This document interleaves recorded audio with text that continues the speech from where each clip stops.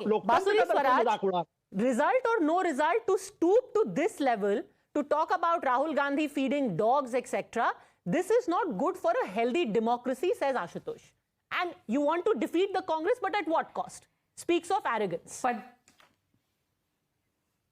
no, Padma जी, आशुतोष जी ने आपत्ति उठाई उनका मजाक उड़ाने पर। मैं कहूंगी वो मजाक उड़ाना नहीं पड़ता, वो स्वयं ही ऐसी परिस्थितियां उत्पन्न कर देते। मैं 2 वाक्य आपको बताऊंगी।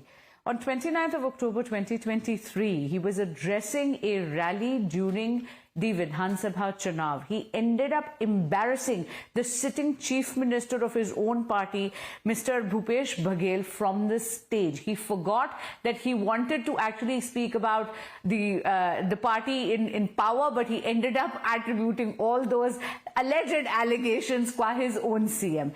Now let's talk about today, all right? His so-called Bharat Jodo Nyay Yatra is doing tremendous अन्याय to his own गठबंधन, his own alliance partners.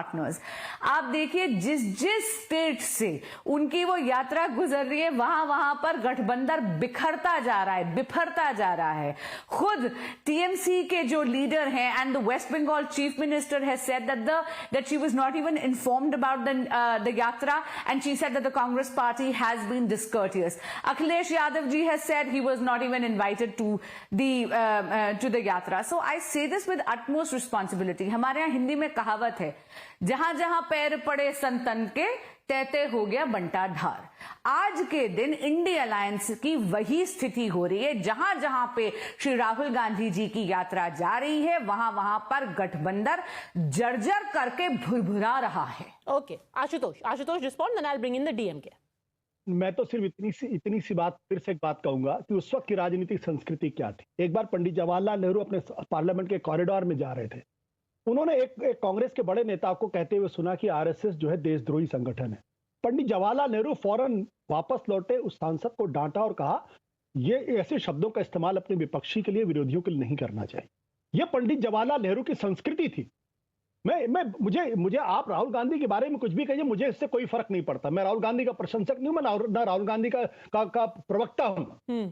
लेकिन जब पैनल पे बैठे हुए लोग और राष्ट्रीय पार्टी के प्रवक्ता जब अपने विपक्षियों का सम्मान नहीं कर सकते, उनका मजाक उड़ाते हैं, तो शायद वो अपने आप को छोटा करते रहते हैं और अपने आप को बड़ा करते ही नहीं। और इतिहास बहुत बहुत संगीन तरीके से इसकी परीक्षण करेगा। आज नहीं, 25 साल बाद, 30 साल बाद जब इतिहास लिखा जाएगा, तब शायद लोगों को तकलीफ होगी कि क्यों ऐसी बातें लिखी गई थी अपने विपक्षियों के बारे में। और The Prime Minister spoke at length about political opponents, did not name any other opposition party, but said Congress जिम्मेदार है पूरे विपक्ष की हालत की। Spoke of Nehru ji, spoke of Indira Gandhi, spoke of Rahul Gandhi, saying कि वो मैकेनिक बन गए हैं, पर इंडिया का अलाइनमेंट उन्होंने खराब कर दिया है। Plumbing depths.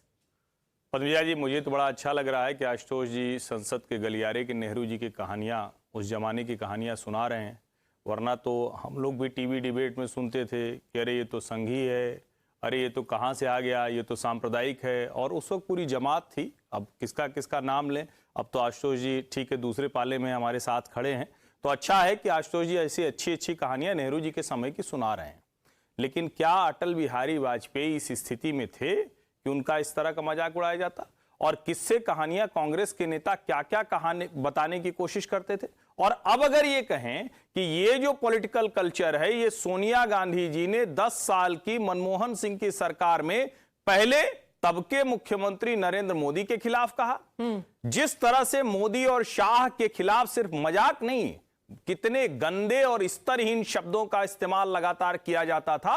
और तो और किसने कम्युनिकेशन बंद किया? और मैं फिर कहता हूं, भारतीय जनता पार्टी सोनिया गांधी का मजाक क्यों नहीं बना पाई? आप कोई भी मजाक बनाना चाहे तो क्या आपका मजाक बना सकता है क्या?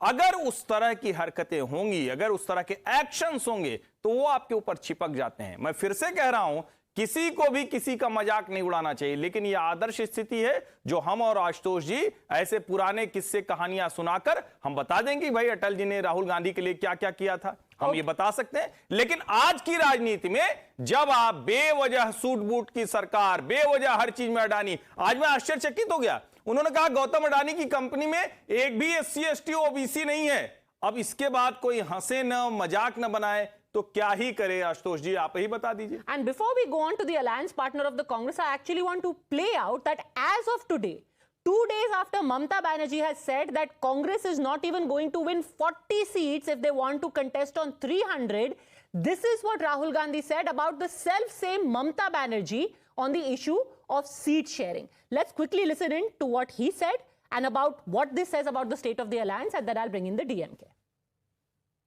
Especially from the recent stance, if I specify Mamata Banerjee, what is your take on this? No, that's actually not true.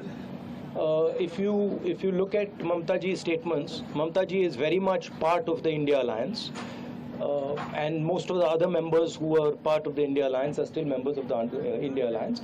Of course, Mr. Nitish Kumar has left the India Alliance, and he's gone to the BJP.